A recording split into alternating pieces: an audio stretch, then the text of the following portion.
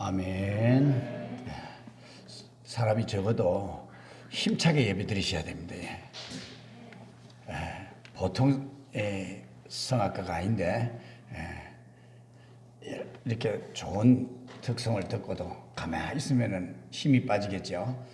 우리 젊은 청년 미래가 창창한데 용기를 북돋아주고 힘을 주면 더 큰 일을 할 수 있으라고 생각이 되어집니다.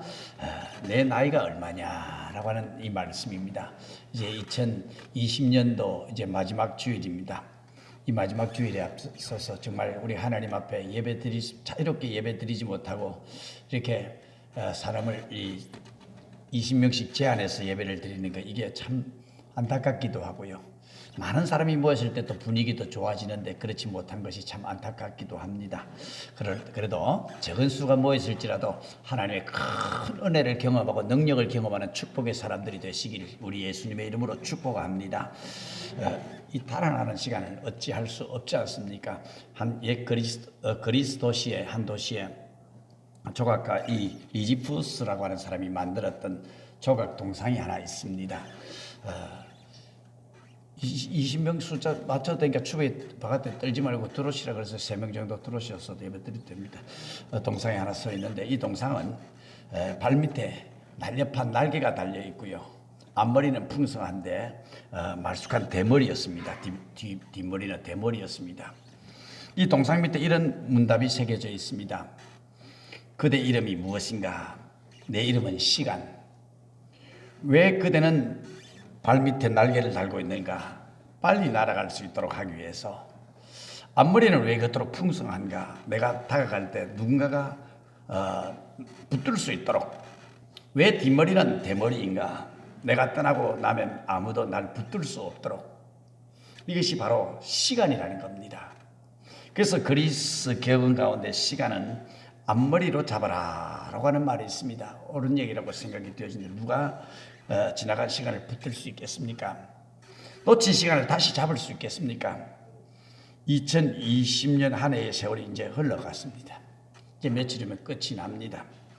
그래서 주일로서는 이제 2020년도 이제 마지막 주일이 되는 겁니다. 지나간 2020년을 누가 붙들 수 있겠습니까?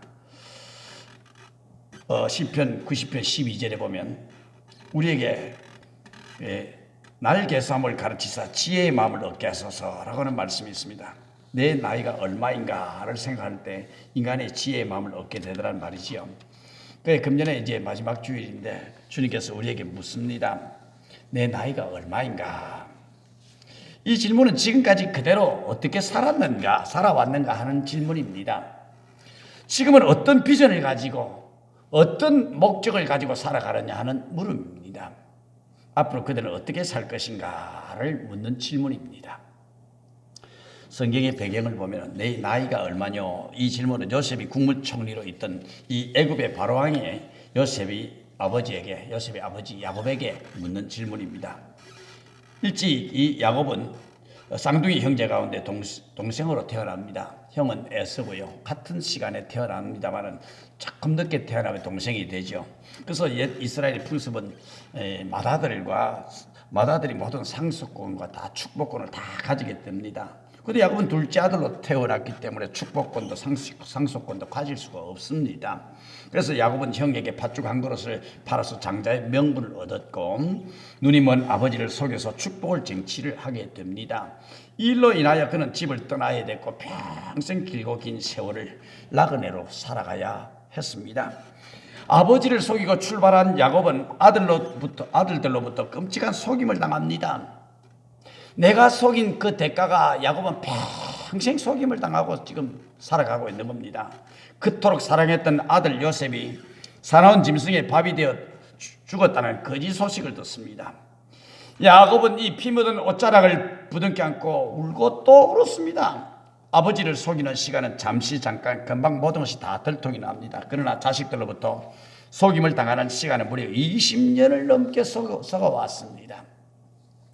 멀쩡하게 살아있는 아들을 죽은 줄로만 알고 있던 20년 세월이 눈물로 살아야 했었습니다. 사랑하는 여인을 얻기 위해서 7년 세월 고생하며 하룻밤을 자고 보니까 신부가 바뀌어 있습니다. 삼촌으로부터 쏘았습니다. 그는 속이면서 출발을 했습니다만은 사실 평생 속으면서 살아왔습니다. 심은 대로 거둔다고 하는 이 말의 진리가 바로 이것입니다. 아버지를 한번 속였던 것이 평생 속임을 당하고 살아온 겁니다. 누구도 믿을 수 없고 고독한 인생을 또 살아갑니다. 형과의 싸움을 선언한 야곱은 삼촌 라반과의 결혼 암투로 나날을 보내야 합니다. 억지로 빼앗은 축복이 평안할 수가 없는 게지요. 딸 디나의 수모도 목격을 합니다.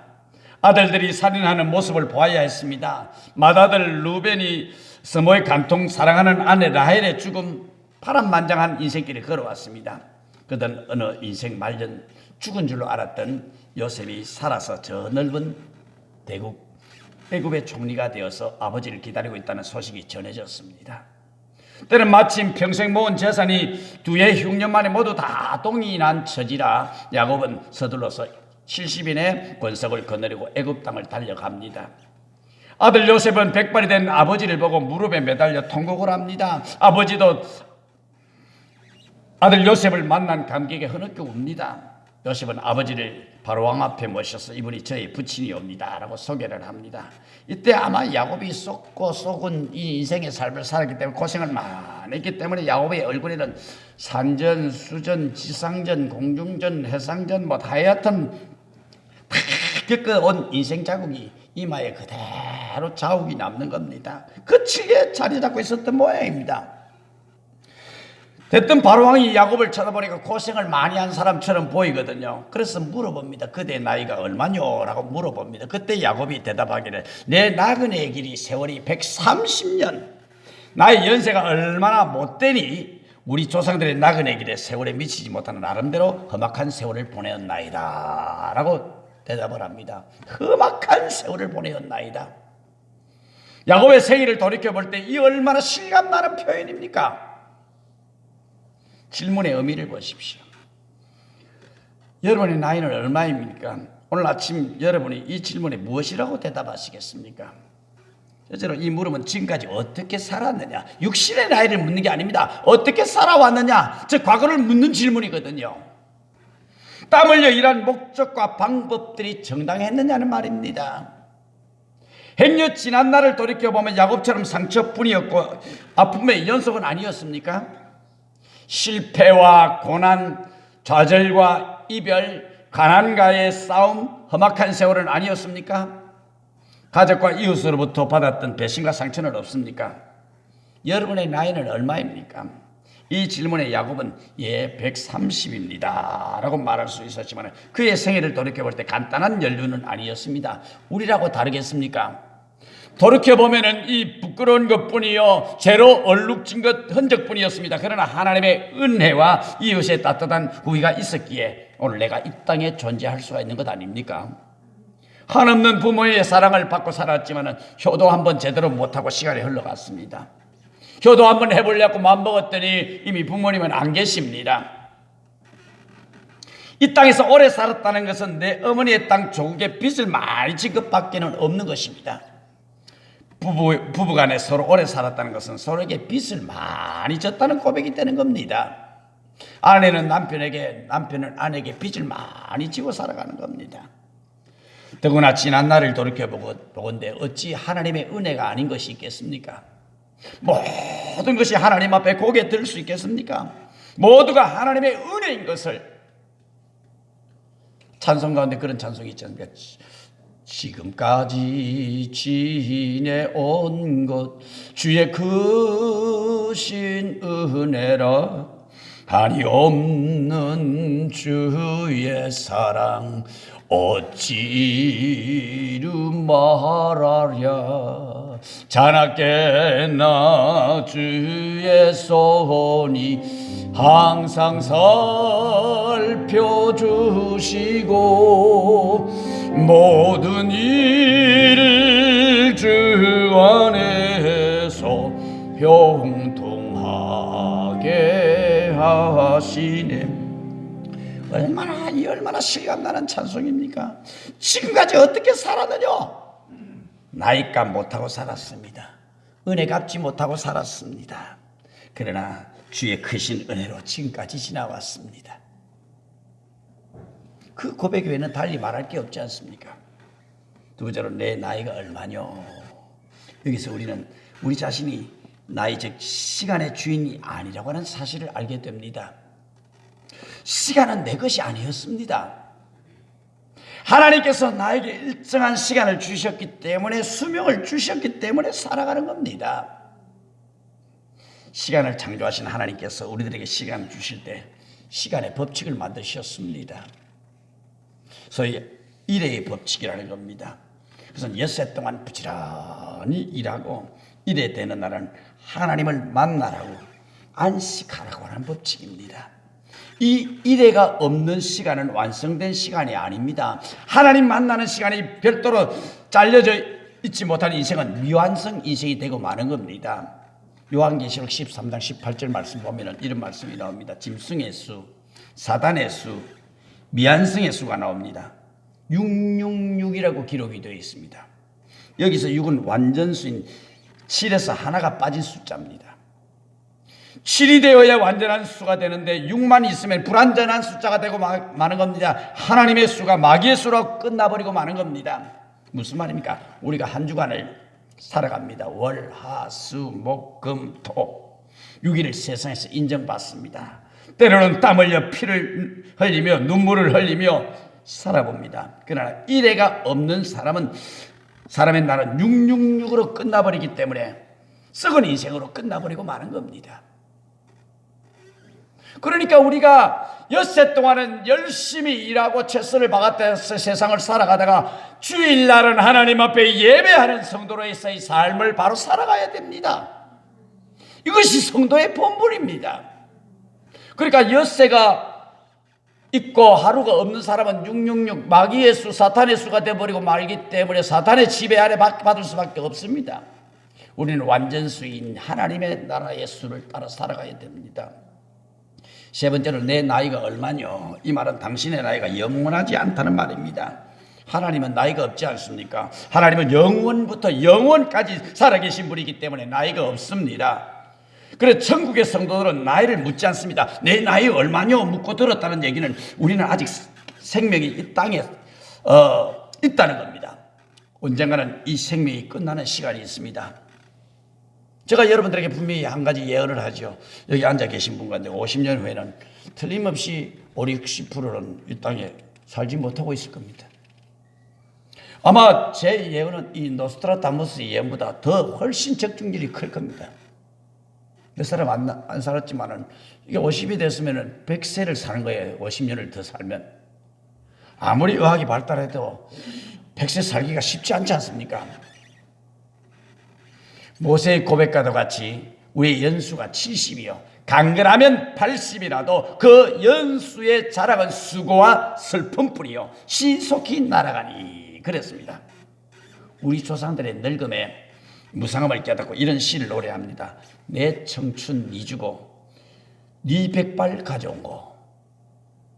백발이 오고 가는 걸 알았던들 막았을 것을 알고도 못 막는 길이 이 길이니 그를 서러워하노라. 한 손에 가시 쥐고 또 한 손에 막대 잡고 늙은 길 가시로 막고 오른 백발 막대로 막으렸더니 백발이 제일 먼저 알고 지름길로 오더라. 성경은 아니지만 그래도 너무 가만히 있으니까 무슨 말인가 이해가 안 됐는지 시기절이 별로 은혜가 안 되는지는 모르겠습니다만 가만히 너무 조용하게 예배드리는 거예요. 그래도 백발은 괜찮지요.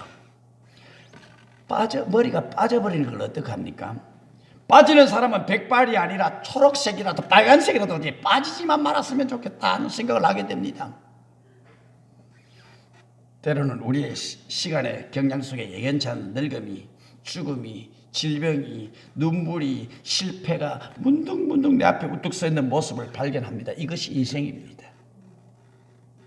이런 인생의 경륜 속에서 우리는 비로소 내 삶의 한계와 주의를 새롭게 깨닫는 것입니다. 이 땅에서는 아무것도 영원할 수가 없습니다. 아무것도 지속되지 않습니다. 지금 건강하다고 하나 그 건강도 지속되지 않습니다.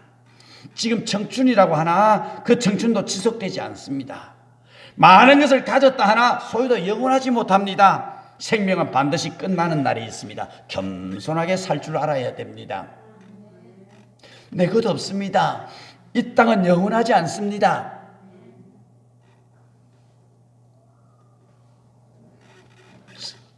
제보다 여러분들이 세상을 먼저 떠나면 제가 이제 장례를 집례를 하게 되잖아요. 이분은 좀 더 살아있어야 되는데 아쉽다. 좀 더 헌신했었으면 좋겠는데 아쉽다. 그런 마음이 들도록 그렇게 헌신 한번 해보십시오. 하나님 기뻐하시노니. 저도 이제 뭐 나이가 좀 들고 손자도 보고 이제 할아버지 소리를 듣고 삽니다만은 배가 고팠던 시절 학교 길에서 너무 배가 고파서 시내가에 가방을 내려놓고 날고기를 잡아서 그냥 송사리를 잡아가지고 막 씹어 먹었던 적이 있습니다. 배가 고파서 남의 집에 그냥 누룽지를 그냥 퍼먹은 적도 있습니다. 그때는 이 돌멩이도 뭐 쇳덩어리라도 씻기만 하면 소가 될 줄 알았습니다. 근데 지금은 과식이 두려워집니다. 밥 많이 안 먹습니다. 큰 숟가락 한 2숟가락이면은 그냥 식사 끝납니다. 아침이고 점심이고 저녁이고 저녁은 잘 안 먹으려고 그래요. 많이 먹으면 부담스러우니까요. 두려워집니다. 학창시절 신체검사 때마다 안 보이는 글씨가 없어서 그냥 연길이 눈은 개눈이다 라고 할 정도로 그렇게 밝았던 눈이 어느 날 내 눈에 안경이 걸쳐져 있습니다. 며칠 전에 약병 하나를 들고 작은 글씨가 보이지 않아가지고 이게 무슨 글씨고 안경을 벗었다가 끼었다가 아무리 보여도 글자가 잘 보이질 않습니다. 그래서 병원에 가서 이게 무슨 글씨입니까? 뭐니까 목사님 노안인데 그거 뭐 자꾸 신경을 쓰고 있습니까? 뭐 어쩔 수 없습니다. 얼마나 서럽던지 그토록 설탕이 먹고 싶고 단 것이 먹고 싶고 호박꽃을 따서 빨고 싶었습니다. 개꽃을 그냥 빨고 다녔으면 그러나 벌써 단 것이 무서워집니다. 여러분이라고 다르겠습니까? 저만 그렇겠습니까? 어찌 인생 간증이 없겠습니까? 이것이 인생입니다. 미국의 애담스 대통령이 노전에 지팡이를 짚고 언덕을 오르다가 숨이 차서 지팡이를 허리에 대고 이 나뭇가지에 저 몸을 기댄 채 쉬고 있었습니다. 지나가는 이 청년들이 전직 대통령을 알아보고 폐하 안녕하십니까? 라고 인사를 하는데 그때 애담스 대통령이 청년에게 들려준 유명한 얘기가 있습니다. 이복의 젊은이, 내가 안녕치 못하네. 내 장막집이 지금 무너지려고 해서 이사갈 준비를 하고 있다네. 아니 폐하의 집이 이렇게 대통령을 지내신 분이 어디 누가 이렇게 집을 잘못 줘가지고 이렇게 무너진 집에 삽니까? 자네가 보다시피 내 집이 낡아서 지붕이 다 벗겨져 버렸고, 지붕이 벗겨져 버렸다는 말이 무슨가? 머리카락이 다 빠져졌다는 얘기죠. 저도 지붕이 다 벗겨져 갑니다. 속이 텅 비입니다. 안방이 다 보입니다. 이제. 창은 낡아서 다 찢어지고 기둥은 흔들거려 언덕을 오를 수 없고 돌보는 굽도 쓰러지기 일보 직전이라네. 당황한 젊은이에게 다시 이야기를 합니다. 이보게, 내 지붕을 보게나 머리카락이 몇 개나 남았나. 내 눈이 창문인데 앞이 보이지 않아서 안경을 써도 이제는 더듬거리며 좁은 길을 가려야 한다네. 내 인생의 기둥은 두 다리일 텐데 이것이 흔들려 내가 길을 갈 수가 없다네. 들보는 내 허리인데 새하여 구부러졌어. 이 장막집이 무너지면은 저 세상으로 이사 가야 할 것 아닌가. 내가 지금 이사를 준비하고 있다네. 여러분 무슨 얘기입니까? 솔로몬은 전도서 12장 1절로 7절에서 이렇게 고백을 하고 있습니다. 젊을 때 너는 너희의 창조주 하나님을 기억하라. 이 표준 세번역을 읽으니까 실감이 나서 표준 세번역으로 제가 읽어드리겠습니다. 고생스러운 날이 오고 사는 것이 즐겁지 않다고 할 나이에 되기 전에 해와 빛과 달과 별들이 어두워지기 전에 먹구름이 곧 비를 몰고 오기 전에 그리하여라.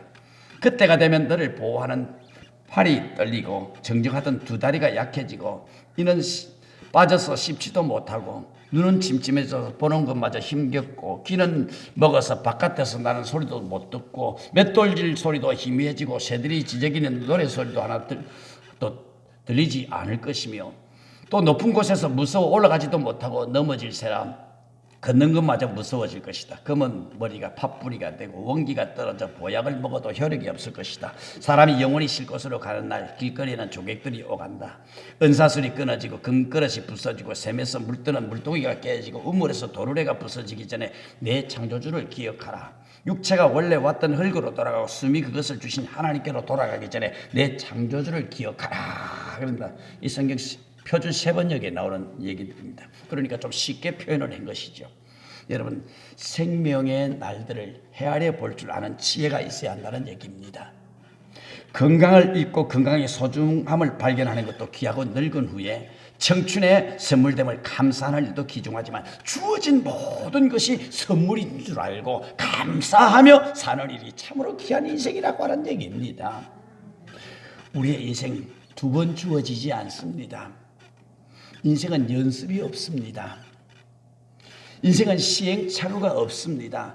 한 번 주어진 인생, 한 번 걸어가면 그것으로 끝나는 게 인생입니다. 네 번째로 영적인 나이가 얼마뇨? 라고 묻는 당신은 나이가 얼마뇨? 여기에 육체의 나이 말고 또 다른 나이, 영적인 나이를 묻고 있습니다. 교회 다닌 지 얼마 되었습니까? 묻는 것이 아닙니다. 세례 받은 지 얼마 되었습니까? 묻는 것도 아닙니다. 여러분의 직분이 무엇입니까? 묻는 것도 아닙니다. 영적인 성숙도를 지금 묻고 있는 것입니다. 인생은 오래 살았는데 나이는 들었는데 영적으로 미숙한 사람들이 많이 있습니다.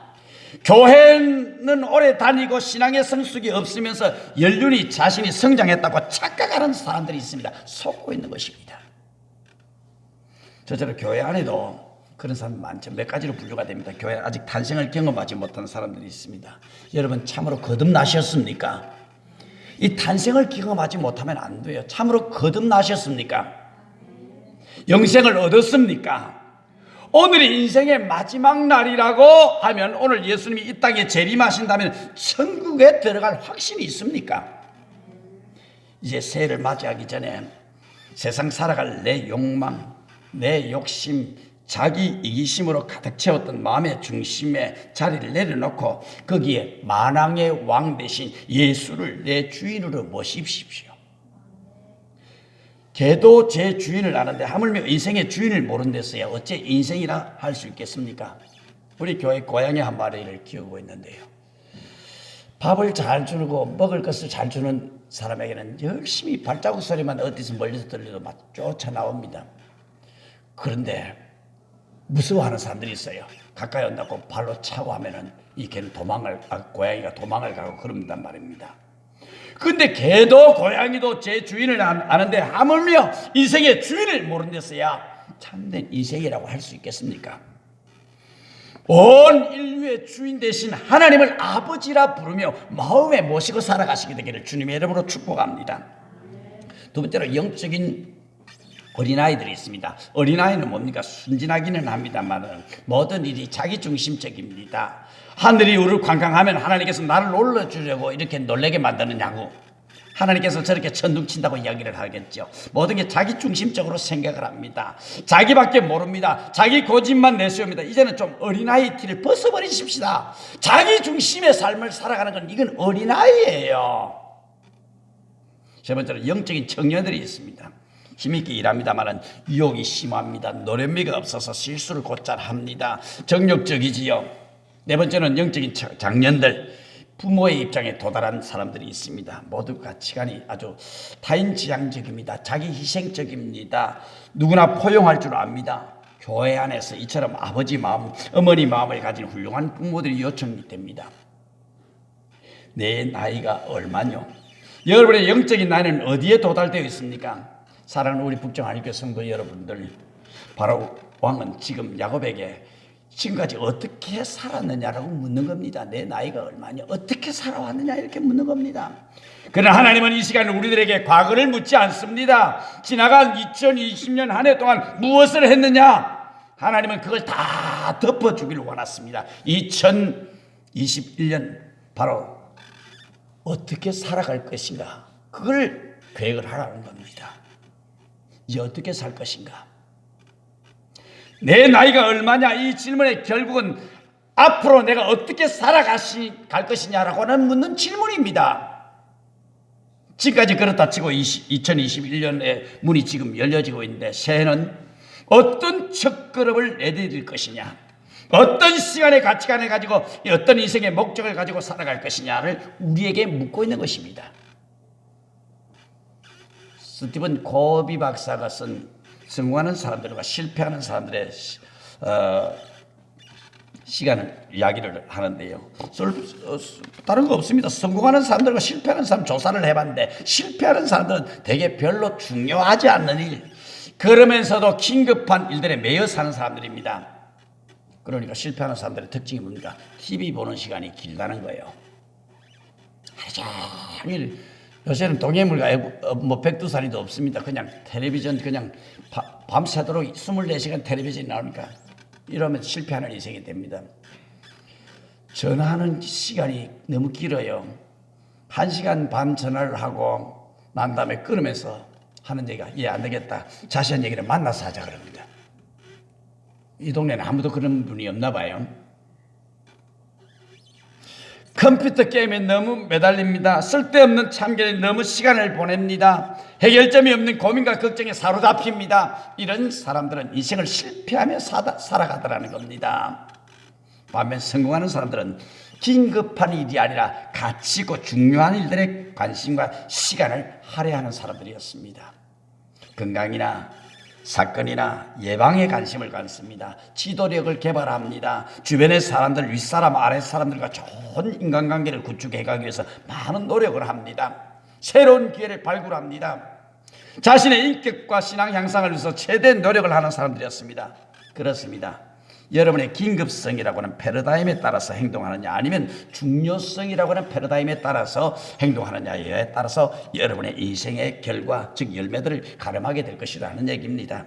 우리가 만약 15분짜리 자투리 시간을 소중하게 활용할 수 있다면 1년에 책 한 권을 쓸 수 있습니다. 15분. 하루에 15분입니다. 1년에 악기 하나를 배울 수 있습니다. 1년에 중급 정도의 외국어 회화 실력을 가질 수가 있습니다. 40년간 하루에 15분을 낸다면 1000권의 책을 읽을 수 있는 것입니다. 대학을 5번 다닐 수 있습니다. 하물며 하루 1시간 중요한 일들을 위해서 시간을 낸다면 여러분의 인생이 어떻게 달라질 수 있을까요? 시간은 참으로 소중한 겁니다. 시간이 돈이라고 하지만 시간은 돈이 아니라 생명이었습니다. 시간은 피와 같은 것입니다. 1년의 소중함을 알고 싶으면 암 선고를 받고 1년 후 죽을 여인에게 물어보라 그랬습니다. 한 달의 소중함을 알고 싶으면 한 달 먼저 미숙아를 낳은 어머니에게 물어보라 그럽니다. 일주일의 소중함을 알고 싶다면 주간지 편집자에게 물어보라. 하루의 소중함을 알고 싶으면 하루 벌어 먹고 사는 막노동자에게 물어봐라. 1분의 소중함을 알려면 1분 차이로 집에 가는 막차를 놓친 사람에게 물어봐라. 1초의 소중함을 알고 싶으면 1초 때문에 교통사고를 면할 수 있었던 사람에게 물어봐라. 0.01초의 소중함을 알고 싶으면 0.01초로 올림픽에서 은메달을 딴 단거리 육상선수에게 물어보라 그랬습니다. 0.01초 별거 아니지 않습니까? 그게 얼마나 그것만 0.01초 빨리 들어가면 금메달인데 그거 0.01초를 못 따라간 거예요. 내 나이가 얼마냐? 이는 자신의 욕망을 채우기 위해서 가까운 사람들을 속이고 또 많은 사람들에게 상처를 주며 상처를 입으며 살아왔던 야곱에게 묻는 질문이요 또 우리들에게 묻는 질문입니다. 썩을 것들만 위해서 살지 말고 영원한 가치관, 하늘의 가치관을 가지고 살 줄 알아야 한다는 얘기입니다. 이 땅의 것들이라는 것은 밥을 먹으면 다시 배설물로 흘러나가듯이 썩고 없어질 것들 뿐입니다. 이 땅에는. 그러나 하나님을 위해서, 이웃을 위해서, 진리와 정의를 위해서, 주님의 몸된 교회를 위해서 사는 것은 모두 하늘에 다 쌓입니다. 너희 보물을 하늘에 쌓아라. 여러분의 보물이 무엇입니까? 시간입니까? 몸입니까? 재물입니까? 재능입니까? 하늘 커튼을 활짝 열고 내가 쌓은 하늘 보물이 얼마나 되는지 한번 점검해 보십시오. 불평하는 사람은 자꾸 불평하게 되어 있습니다. 원망하는 사람은 자꾸 원망, 습관입니다. 하늘의 보물을 쌓아두는 사람은 원망할 시간 없습니다. 불평할 시간 없습니다. 하나님의 나라를 위해서 어떻게 헌신할 것인가, 어떻게 내가 바르게 살아갈 것인가, 그 결단하는 시간들이 되어야 되는 겁니다. 2020년 어떻게 살았는가 그거 묻지 않습니다. 주님은 앞으로 어떻게 살아갈 것인가, 과거는 다 덮어주시고 새롭게 출발